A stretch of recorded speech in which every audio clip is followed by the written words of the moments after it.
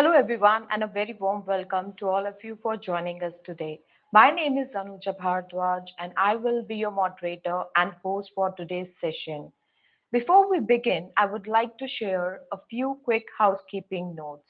This webinar will run for approximately 50 minutes, followed by an interactive Q&A session at the end. We encourage you to make this session engaging by submitting your questions or comments at any time using the chat box located on the right side of your screen. We will address as many questions as possible during the discussion segment. Please note that all participants are currently in listen only mode, and today's webinar is being recorded. The recording will be shared with all registered participants after this session. To get us started, our session today is on from receptor biology to screening strategies, navigating GPCR landscape in assay development. G protein coupled receptors, or as we call them, GPCRs, continue to be one of the most important target classes in drug discovery, presenting both exciting opportunities and unique challenges in assay development and screening. Throughout today's session, we will explore how a deeper understanding of receptor biology can inform you about the assay design, improving screening strategies, and ultimately support successful drug discovery programs. To help us navigate this, we are pleased to have our speaker for the day, Dr. Indrani Sarkar. Dr. Indrani is Associate Vice President, Assay Development and Screening at Origin Life Sciences. She holds a PhD from Max Planck Institute of Molecular Cell Biology and Genetics, Germany, and brings almost 2 decades of multidisciplinary research experience across the contract research, biotechnology, and pharmaceutical sectors. Her expertise spans molecular and cell biology, biochemistry, assay development and screening, cell line development, protein sciences, and translational research. Prior to joining Erigen, she held scientific leadership roles at Glenmark, Life Technologies, and Syngene International. Dr. Sarkar has extensive experience in advancing drug discovery programs, developing innovative research tools, and leading high performing scientific teams. With that, I would like our speaker to start the session forward. Over to you, Dr. Indrani. Thank you, Anuja, and warm welcome, everyone. Good morning, good evening, and good afternoon. Firstly, thank you for joining. And today I'm really happy to take you through the GPCR landscape, starting with the underlying biology, the classical pharmacology, that is the orthosteric binding, allosteric binding, as well as the frontier of the drug discovery field concerning GPCRs, that is the orphan receptors. The expectation here is that it should be not a biology refresher, but rather a walkthrough of the drug discovery toolkit. So for all the young researchers or people who are new to the field, they can at least have something to take home today. So with that, I start my webinar on GPCRs. So how we have split the talk is we have split into 4 sections so that it is easier. So we start with something simpler and then go slowly deeper into the pharmacology along with case studies. So we start with the basic biology of the GPCRs, that is, what are the different classes, how are the signaling pathways modulated, what are the assay principles, the assay toolkit which is available, and what are the advancements that has been made in the field of structural biology concerning GPCRs. The second part will talk about the classical pharmacology, that is the well-known agonist and antagonist as well as inverse agonist, which is kind of the orthosteric molecules, and the modes of ligand action. And here we are also going to talk about a classical case study of losartan and also the shield analysis, which is very important to use to understand whether your molecule is really a competitive antagonist. The third part will talk of something which is very interesting as well, and that is allosteric modulation, where we have again different kinds of modulation, some which can enhance the effect of the endogenous cognate ligand, which are called PAMs, and the opposite are the NAMs, and how a typical screening cascade is conducted when it comes to allosteric modulators. And finally, we talk about the most difficult part of this particular target class, that is, how do you de-orphanize orphan receptors? Because you really don't know anything and you might be clueless about where to start from, even though if they have a disease relevance. Here also, we are having case studies to help you understand that indeed an orphan receptor, if targeted, can go all the way to the advanced clinical trial stage. So coming to the beginning of the first section, that is the basic GPCR biology and the drug discovery toolkit.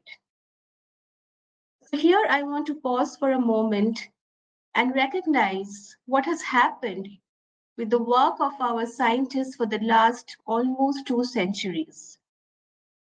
Firstly, it is important to note that over 36% or around 36% of all the FDA approved drugs belong to the class of GPCRs. So 516 approved drugs are there in the market. And in the just last 5-6 years, 37 new drugs have been approved since 2019. So no other target class, or I would say one of those very prominent target classes which are having this kind of sustained interest and productivity. This is a superfamily, and in fact, the largest superfamily of membrane proteins, which is 800 plus members. And we know from our basic biology courses that these are having extracellular stimulus, and the extracellular stimuli is translated internally in the cell through allosteric modulation and the turning on of the signal cascade. The structure across all the families is very similar. So we all are aware of the transmembrane domain of 7 helices. There are 3 extracellular loops and 3 intracellular loops. And these connect to the intracellular transducers, which mainly comprise of the heterotrimeric G proteins and the arrestins. And again, coming to the interest in this field, yet across academia and industry, there are 337 agents which are being investigated in clinical trials, both for new entities as well as for repurposed areas. So this is a very important slide because this slide shows the contribution that has been made in this field and how our thinking has been shaped to understand GPCRs. So it all started, of course, before 1940s, but the landmark watershed achievements have been highlighted here.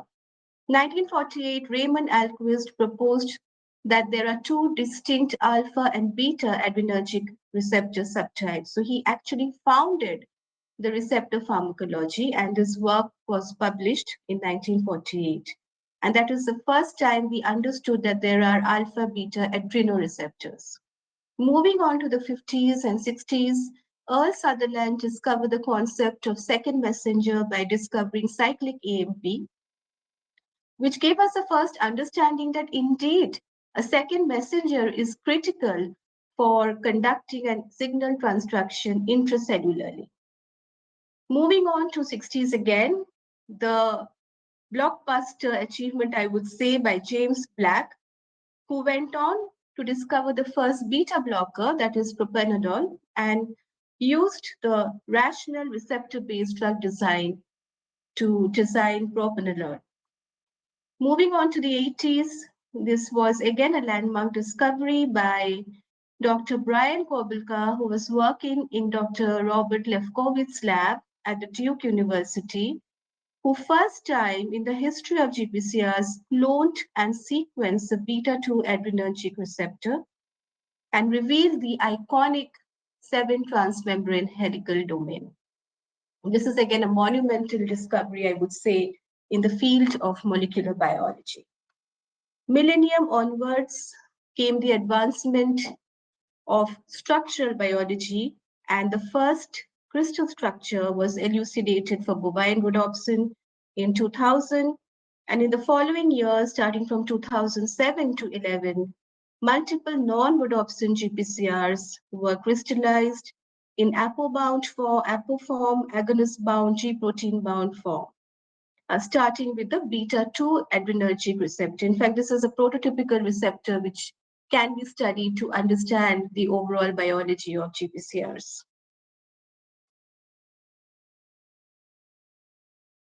Again, a slide to recognize our scientists, our Nobel laureates.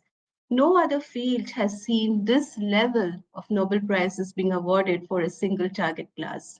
I will not walk through each of the line items here, but to just draw your attention to the few important ones, that is the discovery of the second messenger concept by Earl Sutherland, who discovered cyclic AMP.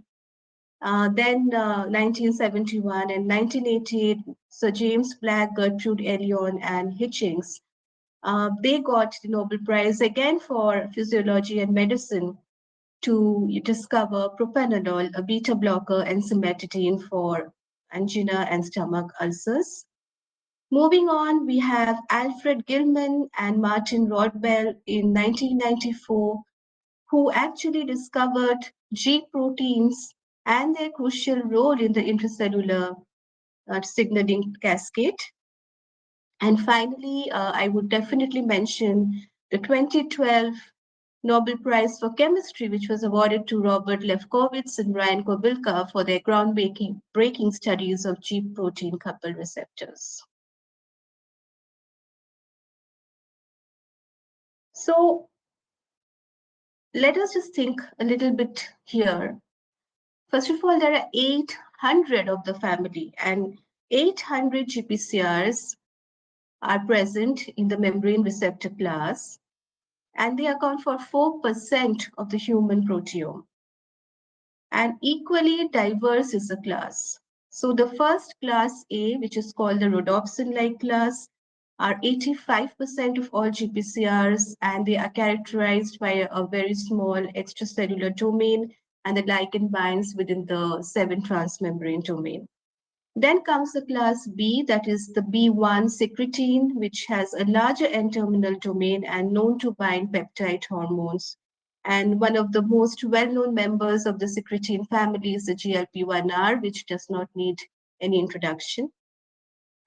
The B2 is called the adhesion receptors. They have even larger N-terminus with a gain domain which undergoes autoproteolysis, and they are comprised of the lactophilins, GPR56, etc. Then comes the glutamate, that is a class C, which has a very characteristic venous flytrap domain and known to function as dimers. So the GABA receptor, the calcium sensing receptors, the metabotropic glutamate receptors are a part of this family. Then comes frizzled and smoothened, which belongs to class F. And from the name itself, we can understand that they belong or they are coupled to the Wnt and hedgehog pathways. And in the right, you have the figures from a latest review where you actually see the distribution of all the receptors. And also in the figure below, you see both the olfactory, vision, taste, pheromone, the distribution, and the classes of various receptors. So the take home from the last slide is that the rhodopsin or the class A is the largest class comprising of 85% of GPCRs. And to add to the diversity here, I want to mention that this has the most diverse ligand chemistry as well. They bind to almost everything. And there are 19 to 21 subgroups. So we already know about the aminergic receptors. We already heard of the beta-1, beta-2 adrenergic receptors, but we also have dopamine, serotonin, histamine. These are known to bind to small amines. Then we have the peptide receptors, that is, they bind to peptides as their cognate ligands like angiotensin, chemokine, opioids. Nucleotide receptors like purinergic P2Y, and as the name suggests, they bind to nucleotides and nucleoside extracellularly.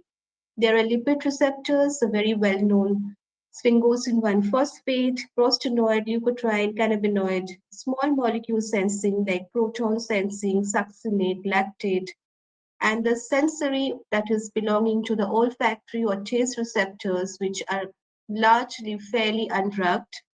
But just to give you an idea that this enormous chemical diversity also adds to the complexity of the class A rhodopsin receptors.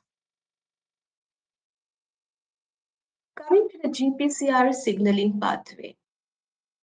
So we all know that the seven transmembrane helical proteins are bound by a ligand extracellularly, and intracellularly, this is transduced through interaction with two major entities. One is the heterotrimeric G proteins, which are composed of three the alpha, beta, and gamma domains. And then you have the beta arrestin family. Within that, the G alpha actually, post the exchange with GTP, dissociates from the G beta gamma. And based on the kind of alpha that is being coupled to the GPCR, the signal is transduced. There are altogether 16 G alpha members split across four families. So you have the G alpha S. The G alpha S is known to couple through adenylyl cyclase, causing an increase in cyclic AMP and protein kinase activation. The G alpha I O are doing exactly opposite. That is, if they decrease cyclic AMP and reduce the pKa tone or pKa driven further signaling. Then comes the GQ11 that goes via PLC beta, release of IP3 DAG, eventually calcium release and PKC activation. And G alpha 12-13, which goes via the Rho GTP exchange factor and then activates Rho GTP and leads to cytoskeletal remodeling. So that is about the intracellular signal transduction managed by the heterotrimeric G proteins. But a receptor cannot be continuously be activated because that would be deleterious for the cells. So we need to desensitize. And for that, we have two major players. One is the GPCR kinases, which are called the GRKs, which phosphorylate certain intracellular residues of the GPCR and facilitates the binding of beta arrestin, which will desensitize through steric hindrance and causing receptor internalization via endocytosis. But beta arrestin can also have its own signaling scaffold, which can mediate independent signaling pathway through harnessing the ERK kinases and activating the MAP kinase pathway. This is completely G protein independent. So, and this is where the signal bias comes. A GPCR is known to have bias signaling. It can either propagate via the G protein signaling or via the beta arrestin signaling. So that again is adding to another layer of complexity. So this is the slide which will help you with your decision tree because there are just so many variations of how which G alpha it is coupling to, what is the intracellular cascade that you have to be very cautious when you choose the assay. So if you are knowing nothing and if you just want to understand binding, the most straightforward assay would be the radioligand binding assay using filtration binding with either scintillation counting or SPA. But this is medium throughput. It's great tool to understand binding and for the initial SAR and selectivity. If you know what the G protein is coupled to, for instance, if it's coupled to a GS or GI, you will obviously go for the cyclic AMP detection method using either a cellular HTRF or alpha screen. This is like a workhorse high throughput platform, and it's used very often as a tier 1 assay on your routine screening cascade.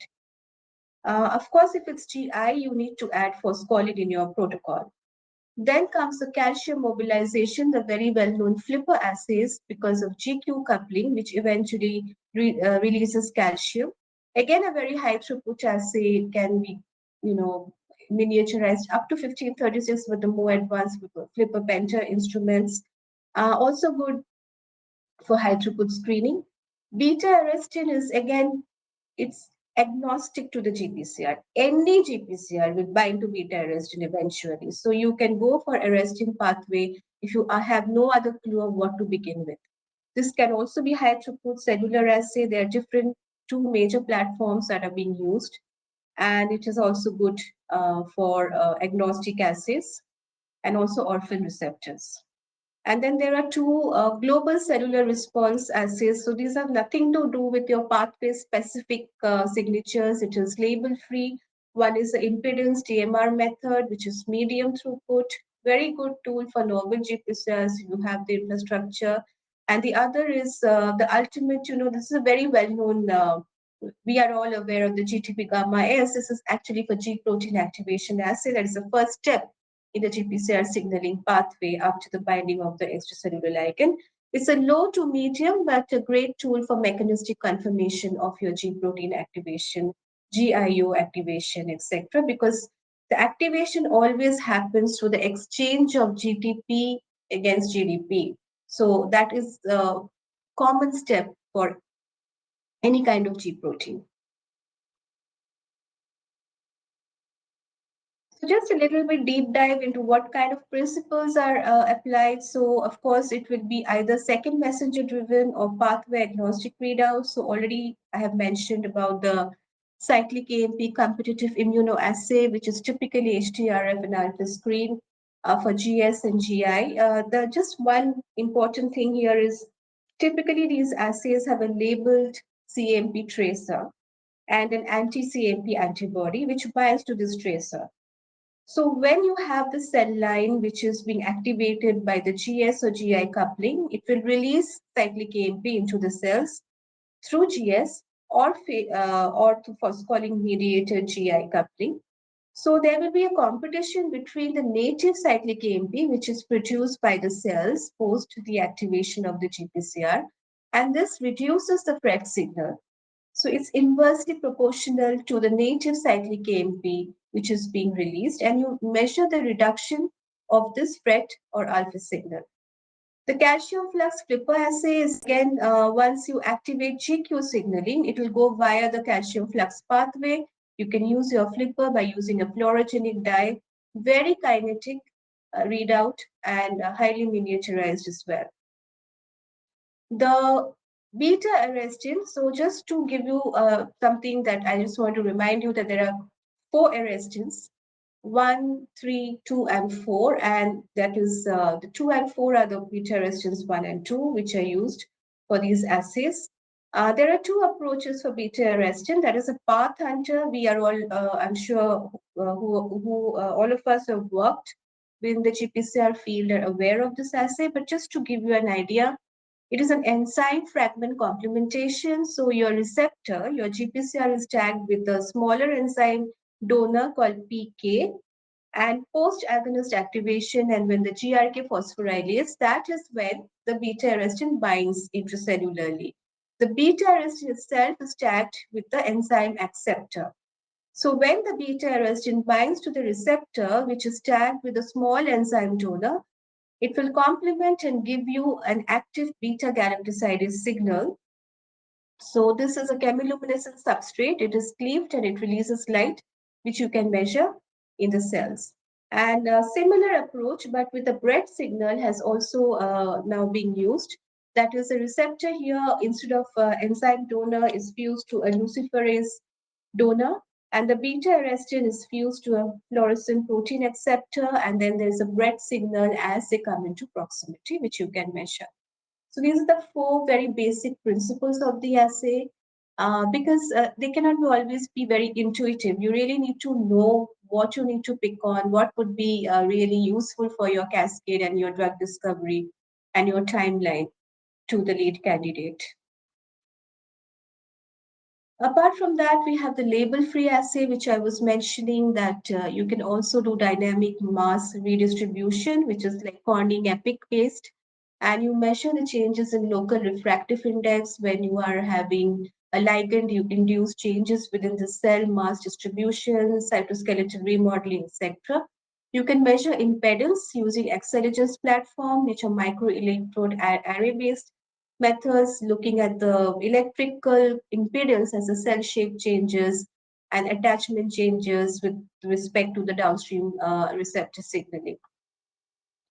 Structural biology, as we have already discussed, we started in 2000 with the first atomic resolution crystal structure of bovine rhodopsin. But one thing to remember about X-ray crystallography in the field of GPCR, GPCRs are highly structurally plastic. So you have to be able to engineer them in a manner that allows them to be stable enough to crystallize. So some of the approaches are fusion partners like lysozyme, brill, or introducing of thermostabilizing mutations to make them more rigid so that you can resolve the structure. Cryo-EM doesn't need that level of protein for crystallization. It's a fantastic tool and it can actually detect your GPCRs in the active state, whereas in the X-ray crystallography, initially the preponderance was inactive or apostructures, but cryo-EM can actually detect active state GPCR signaling and complexes without going through all the complications of crystallization. And of course, computational modeling, AI/MLs, homology modeling, molecular simulation, they can help extend the coverage without, especially in cases where you don't really have any experimental structures available to initiate your project. But one important thing here is there's a trade off, and that is these are static structures. So eventually, you have to validate everything using cellular assays. Here, I will take one moment to just show you that the level of structural advancement made with the inflection point being the number of cryo-EM structures. There are over 500 of these structures now available in the PDB database. And as I said, they can actually capture the active conformation. 2017 was a very important year because that was a time when the GLP-1R GS complex was solved using cryo-EM published in Nature. And interestingly, the same year, the Nobel Prize in Chemistry was awarded to Jacques Duboquet, Joachim Frank, and Richard Henderson for developing cryo-electron microscopy. So definitely a landmark year for structural biology. With that, we come to the second part of the talk, and that is the pharmacology, starting with classical pharmacology of agonist and antagonist. So when we talk of pharmacology at a GPCR, it really has a variety. And one thing to be noted is the maximum contribution is through agonist and antagonist. Inverse agonist is much, much less. It's all shown in the graph above. And orphan receptors, they are like 1%.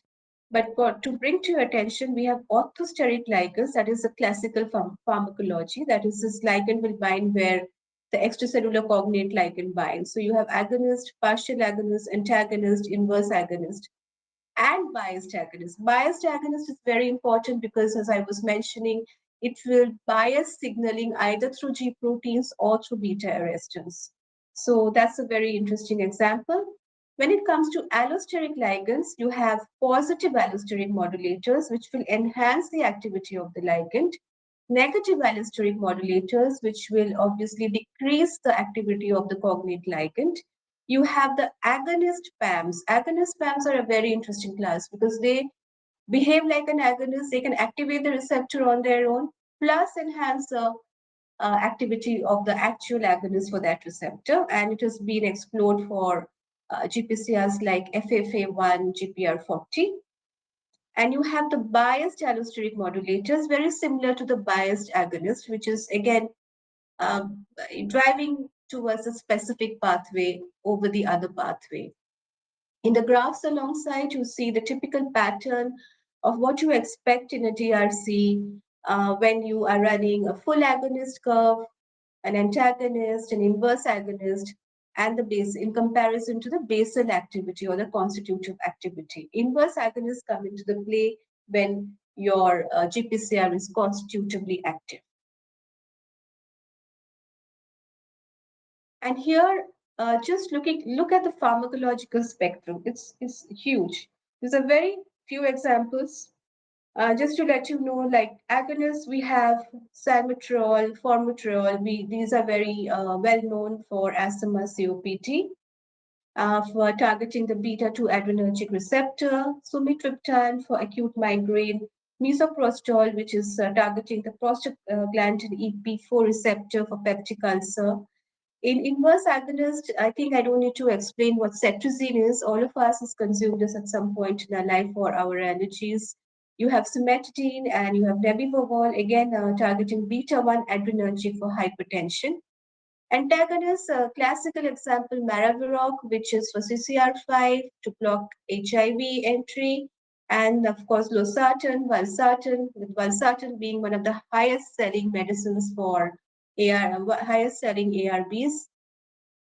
And the bias ligand, which has just been approved in 2020, it is called oliceridine. It's a mu opioid receptor bias ligand, which actually is for analgesia, but the side effects linked to beta-arrestin recruitment, like respiratory depression and GI disorders, are actually abrogated because it is biased towards the G protein signaling. So this is one of the first in class and only approved bias ligand till date. Others are, of course, being looked at, but this is the most advanced and approved one. Coming to the classical textbook case study of losartan, losartan target is AT1. It is a GQ couple receptor. Indication is hypertension, CKD, approved way back in the brand name of Cosar in 1995 and first in class oral ARB. So how was the cascade in those years? That is, almost 2 decades back. So it was it was from DuPont. They started screening an imidazole-based compounds against the model, which is angiotensin 2, that is the ligand for angiotensin receptor, induced contraction. And they found a biphenyl molecule with a tetrazole scaffold, which blocked it with nanomolar potency. Then the shield analysis comes into play. This is very, very critical for competitive antagonist. You typically run full agonist curves with and without your test molecule, which you think is an antagonist, and you have to see whether the shift of the curve is going towards right in a parallel manner, and then confirm the slope and the KB. This is, of course, followed by selectivity, the selectivity of the closer counterparts, that is 81 over 82, and then the broader receptor panel. But one thing I want to mention here, this is so interesting about losartan, is that it was found that it is converted to a potent metabolite called EXP3174, which sustains the effect of losartan. So it is long acting. And then, of course, the DMPK in vivo PD, that is, in pressor model response to exogenous angiotensin 2 in preclinical model and normotensive subject studies. Clinical development, of course, demonstrated antihypertensive efficacy in large trials, leading to the approval of this drug as COSAR. So what is the take-home message is that, of course, fantastic. It launched the entire class of sartans. We have so many of them now in the clinic. Large outcome trials was an important thing because captopril, which was the biggest contender, did not make it, whereas losartan did in the aspect of cardiovascular and renal protective benefits. The active metabolite gave you a sustained AT1 blockade, which was very important. That means that we cannot treat metabolites very trivially. You know, they might also be not just a DMPK footnote, but it can actually have a mechanism which could be beneficial. And the other thing we will talk a little bit about is the shield slope, because if you are looking at antagonist, orthosteric antagonist, it is very important that you perform this shield slope analysis. So what is it? As I was mentioning, it was first discovered in 1959 by Arulakshana and Shield, who used to understand how acetylcholine-induced contraction in guinea pig ileum was behaving with atropine, and they found that the shield slope was 1 and a pA2 of 9.1, which is actually suggestive of competitive antagonism.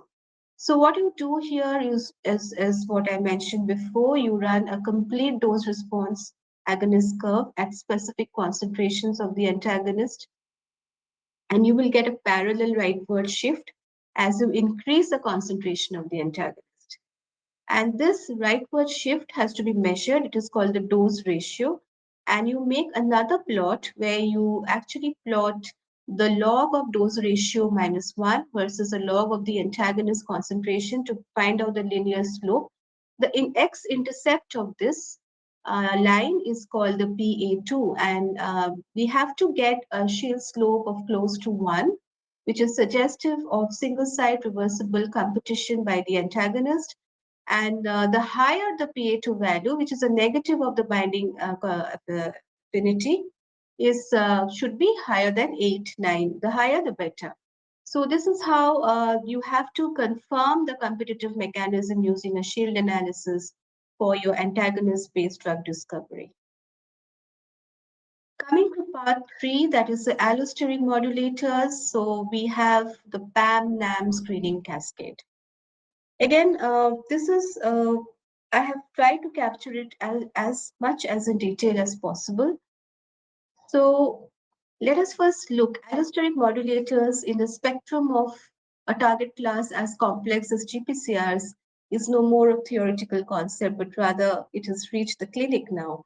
And many of these molecules are in the recent clinical trials, which are showcased in the table below.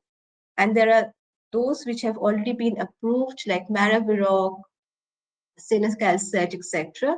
And you can see the spectrum of the indications, right from autoimmune disorders, metabolic disorders, CNS disorders, and addiction as well. So there are a host of receptors which are being targeted using allosteric modulators. So typically, I mean, you will know what G protein it is coupled to. So you can either choose a calcium flux flipper assay, or you can choose a cyclic AMP based assay, or a beta arrestin assay, or a label free assay.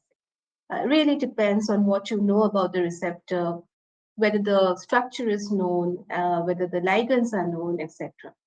Ligands have to be known, otherwise you will not be able to design or understand the difference between an allosteric versus an orthosteric ligand. Typically starts with a high throughput screen at a single concentration with a hit rate of 1%. And then this is a stage 1. You can use your compound libraries.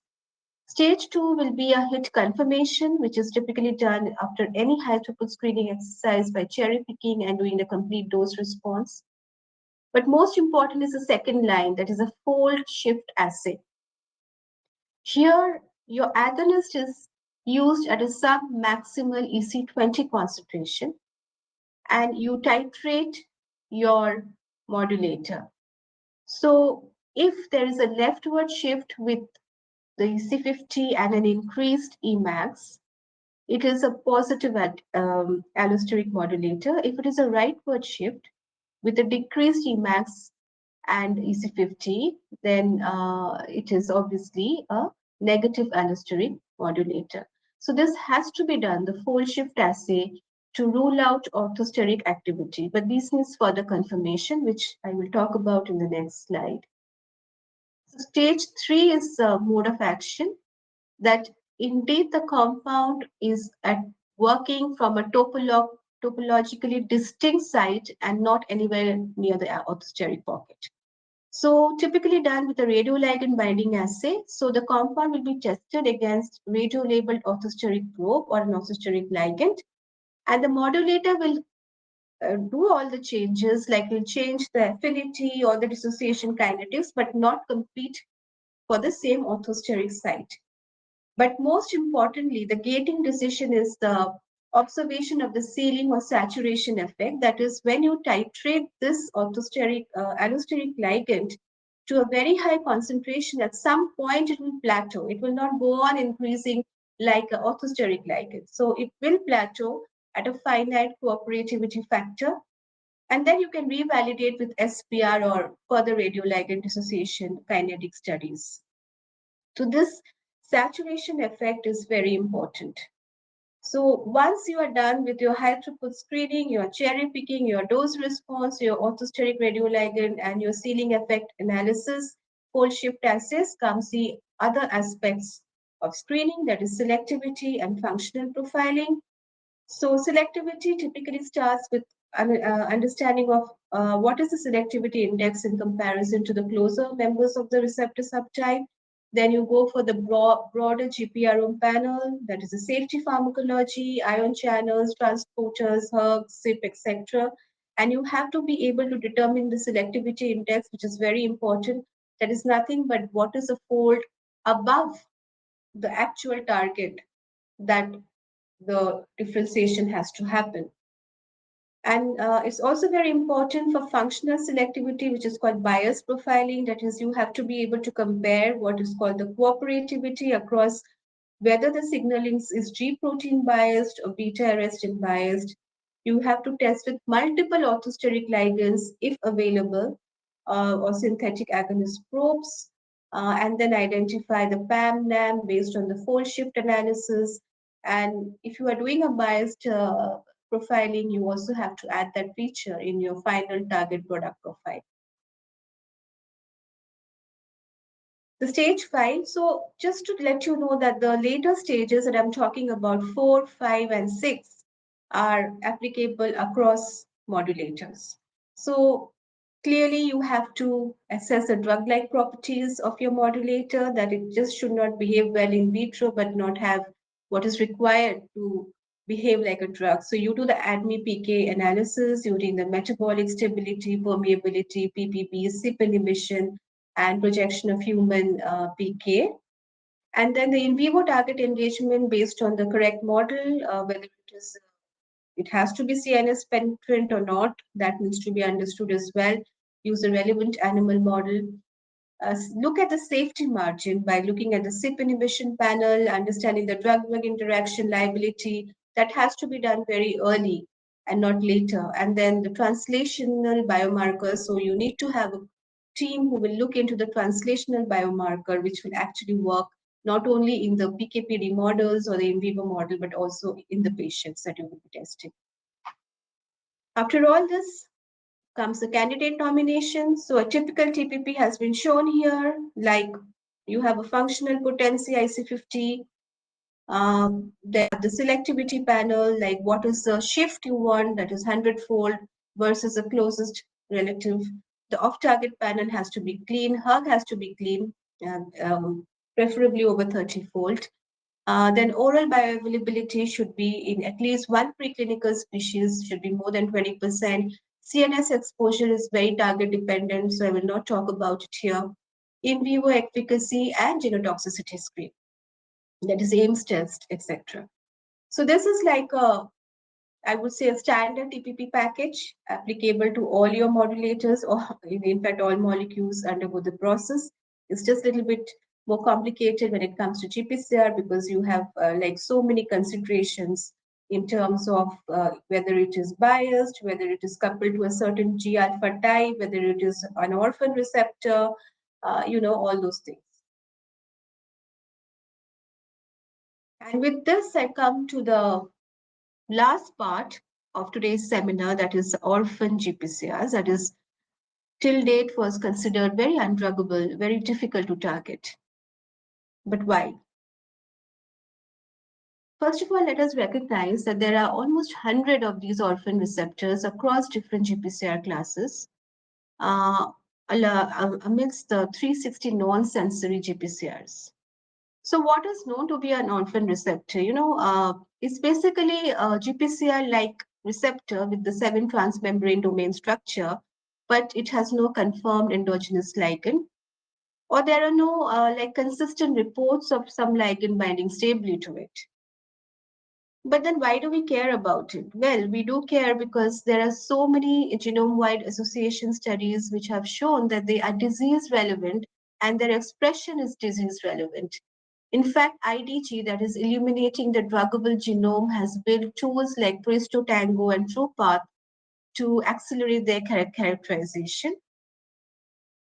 But why is deorphanization hard? And these things, it's very interesting because first of all, where do you start with? What is a ligand? Is it a lipid, peptide, metabolite? We don't know. We don't know because we don't know that, and we don't know what it couples to internally. We don't know what assay to do. What assay would you do? So it's a chicken and egg problem. It can have weak expression. It can bind to multiple G proteins or multiple intracellular members and give a very ambiguous signal. You will not be able to delineate what is it working through. It will have low expression. Even if you have some ligand, it can be unstable. Uh, and it can have constitutive activity, which can make it a little bit more difficult, what do you associate it with? So it is really not that simple. It's a difficult target class altogether, the orphan GPCRs. And I'm going to discuss a very interesting case study of solanzapras from Cerevins, which is called CVN424. It is a first-in-class GPR6 inverse agonist. And the GPR6 is actually an orphan GPCR, which is coupled to GS. And the indication is Parkinson's. Currently, it's in phase 3 actually. But what is so interesting about it is that it is a first-in-class but non-dopaminergic inverse agonist. Before I move on to the CVN424 study, I want to just walk you through some of the concepts of or strategies and technologies for deorphanization. So you have reverse pharmacology or ligand fishing. Then you can design panels to force it through a calcium readout by co-expressing the orphan GPCR with a G alpha 1516 or G alpha QI5. These are receptors which can be co-expressed to trigger the pathway only through a calcium readout. You can use a beta arrestin platform. You can do the homology with the already deorphanized receptor to understand what kind of target it might bind to before starting any experimental work. Chemoproteomics is a great platform, mass spec based to capture molecules which are physically bound to the receptor, and of course, cryo-EM structures will definitely help you to start your chemotype work. And in the list below, you have a bunch of these orphan receptors which are actually advancing to the clinic, of which I will speak about GPR6 and GPR52. So let us look at the CVN424 study. So first of all, this indication is Parkinson's. And as we all know that the dopamine depletion in the striatum is a hallmark of Parkinson's. And this particular target, the GPR6, is a constitutively active GS coupled GPCR. And it is expressed exactly where the indirect pathway, that is a D2 medium spiny neurons, are expressed, majorly expressed in the striatum, and antagonizes the function of the D2 receptors. Because it is constitutively active, the the company, they looked for a big medicinal chemistry effort to find a inverse agonist. So what they did was they made a CHO cell line which is inducible but expresses GPR6, and because it's GS coupled, it is CAMP pathway driven. So they did a TR-FRET high throughput screening of 360,000 molecules and could find only one hit with 43 micromolar EC50. But the good thing was that this was still selective because it did not behave badly in uninduced cultures or in the selectivity assay using CB1 receptor. So if you look at the table on the right, it depicts the key SAR milestones. So it all started with a molecule which had an oxadiazole moiety, which is associated with the pains alert. So they changed the oxadiazole to a quinoxaline core, and through several iterations of the SAR, they found their first tool compound, which here in the table is 3E. So if you can see from compound 2A, which was after changing the oxadiazole to quinoxaline, the potency became better. But when they changed it, they did all the manipulation with the 2-chloro-4-fluoro and the benzyl. They actually enhanced further the potency to nanomolar range. But still, there was a liability, and the liability was poor metabolic stability. There was a CYP2D6 liability and very poor selectivity. Still, this was validated in terms of as a tool compound before they went for further exploration to understand whether there is target engagement by using PD models, and then they started reiterating iterative SAR. So, what essentially the story was that this was actually selectivity and the hog liability, as well as the metabolic stability, the brain penetration, everything was not up to the mark till they actually reached the compound 6H. And 6H also had some challenges, and they worked on 6H by introducing the tetrahydrofuranil and they found 6I with better toxicity margin and also better brain penetration.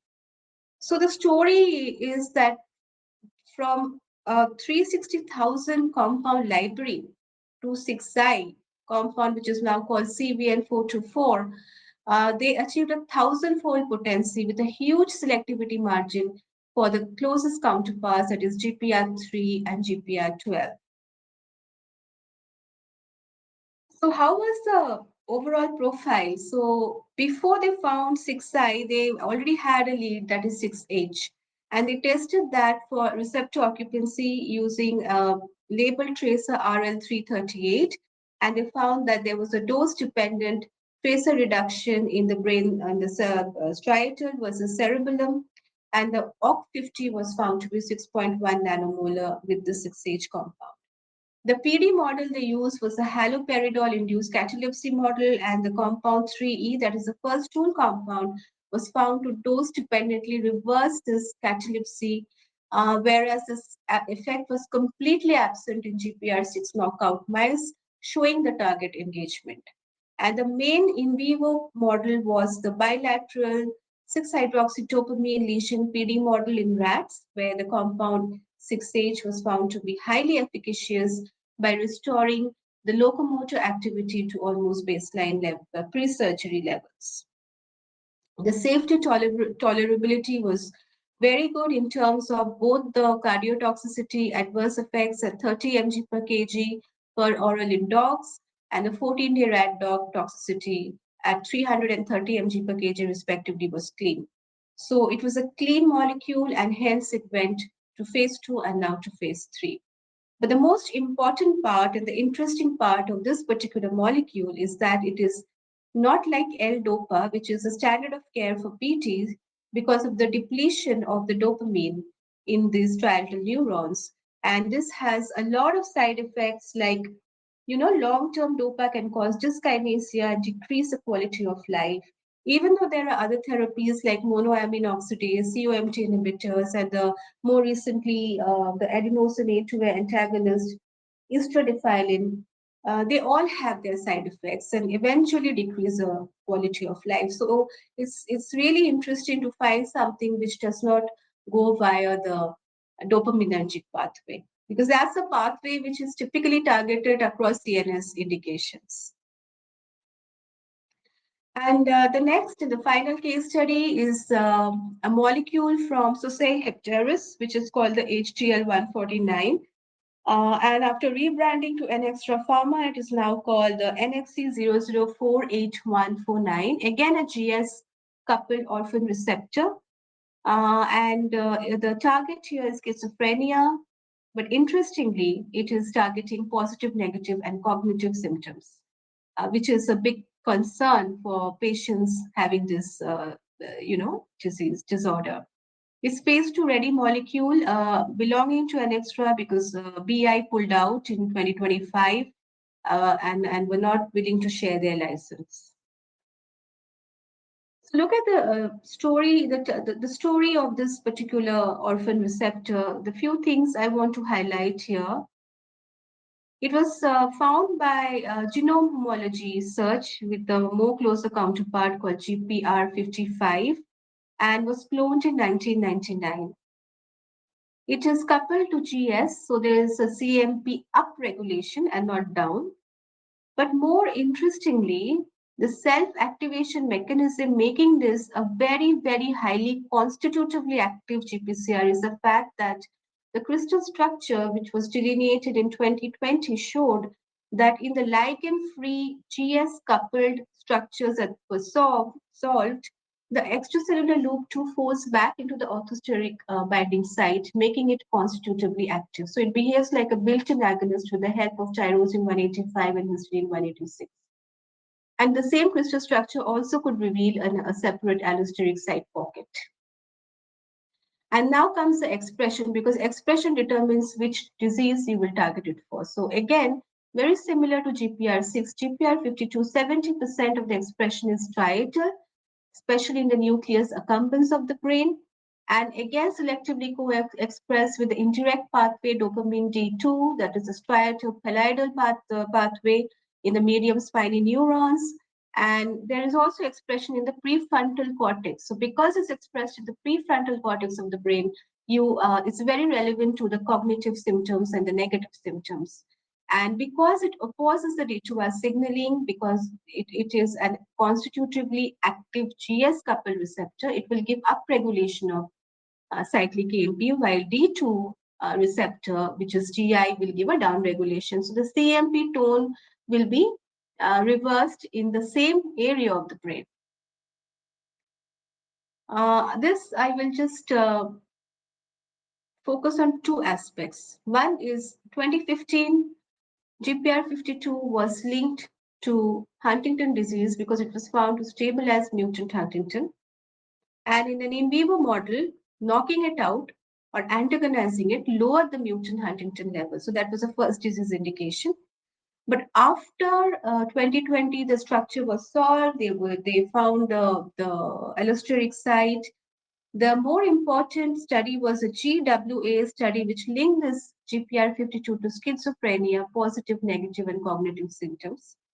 And then the company Assay started developing agonist for this particular target. The first in human dosing happened in July 23, then rebranding happened in 24-25, and the rights were reverted back to an extra by BI. So it's a very interesting just because it's a single target, but whether you want to antagonize it or make an agonist will determine which disease you want to treat. So for the schizophrenia, that is the NXC 48149 compound, which was as a result of the GWA study identifying GPR52 as a risk gene, uh, they are now in phase 2, and the reason why it is important for schizophrenia is where is it expressed. It is expressed, as I said, in the T2 medium spiny neurons and the prefrontal cortex, and that is where the cognitive and negative symptoms are missed by the currently used antipsychotics. Like we all know that olanzapine and these are some of the compounds which target multiple receptors, mainly in the class of dopamine and serotonin antagonists, which are used for this schizophrenia, but they are not really very functional for these cognitive negative symptoms, that is apathy, social apathy, getting restless and all those things. And transgenic GPR2 overexpressing mice actually demonstrated antipsychotic-like behavior, whereas knockout showed psychosis. So this actually shows you that agonism will work here, not antagonism. Huntington, again, it was already proved by 2015 that it stabilizes mutant Huntington. and this antagonist. But here it behaves like an antagonist, obviously, because you want to lower the mutant huntingtin level. So, and very interesting target simply because the pharmacology is deciding what disease indication you want to route it towards. Assay cascade, uh, the structure is not revealed by an extra, but what it did it essentially was after target validation, identifying the schizophrenia risk, looking at the biology, being functionally constitutive, they did a functional CMP assay for high throughput screening. They looked at the structural biology using their own platform technology called the STAR stabilized receptor. X-ray cryo-EM structures, etc., were disclosed, which shows the very highly constitutive activation because of ECL2 folding into the orthosteric pocket. Iterative SAR, then selectivity electrophysiology, in vivo and clinical translation. The rodent model they used was amphetamine-induced hyperlocomotion for antipsychotic-like activity. The phase one first in human trials were clean, PKPD was clean, and it is ready for phase two. So this is the story of NHC 48149. And with that, we come to the end of the talk. So what was the take-home messages from this, presentation? So the structure and coupling. If you know the structure, if you know what the GPCR is coupling to, it at least eases the process. You will be able to define the toolkit, you will be able to make your decision tree, you will be understanding what kind of ligand you should look at, what kind of SAR approach you should take. And it is very important that don't just confirm the activity, confirm the mechanism by using approaches like SHIELD for antagonism, pole shift assays for allosteric modulators, and of course, do your structural analysis also to see how the compound is binding and changing the activity of this GPCR. Allostery is a little wider cascade because you have to do a little bit more work in terms of identifying allosteric binding site because it has to oppose the orthosteric binding. And then orphan receptor, completely different story. So with that, I end this talk and I'm thanking you for your patience and I hope this will be useful for understanding the GPCR biology and acid acid. Thank you. Thank you, Dr. Indrani, for such an insightful and informative session on GPCR. We truly appreciate your sharing your expertise and these valuable perspectives with us today. There are a couple of questions, but given the time we have, I'll try to take a few. So, Dr. Indrani, we have a question for you, which says, what primarily determines the appropriate screening assay format for a given GPCR? Yeah, so it really, this is simple. It depends on the heterotrimeric G protein the GPCR is coupling to. So if it is a GS, it'll go via CMP. If it's a GQ11, it'll go via PLC beta. If it's a G, 12, 13. So it really depends on the coupled G alpha protein to determine the assay. Okay. There is one more question which I am also interested because you mentioned shell plot analysis. So, in a shell plot analysis, what results confirms a compound is acting as a simple competitive antagonist? The slope should be close to 1. And the PA2, that is a minus PKB, it should be at least in the range of 8, 9. And slope has to be 1. And you have to be able to see the parallel shift at the dose, which is called the dose ratio. Okay. There is one more interesting question, Dr. Indrani. I hope you won't mind. So, what experimental signature distinguishes a positive allosteric modulator from a direct agonist?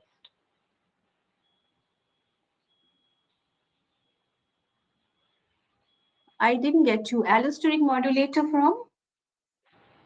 A direct agonist. Okay. So, direct agonist will, so if you are adding, you will have to do the fold shift assay here. So, if you are seeing a leftward shift and in enhanced Emax, it's a PAM, that is a positive allosteric modulator. And you have to use the EC20 of the cognate agonist here, or the cognate ligand. And if you see a rightward shift, is a NAM. Okay, okay. Thank you so much, Dr. Indrani, once again. So that is all the time we have for questions today. If your question wasn't answered or if you have additional queries later on, please feel free to reach out to us at info@origin.com. Thank you all for your active participation and for joining us today. Have a wonderful time ahead, and we look forward to connecting with you again soon for our next webinar on another engaging topic. So stay tuned.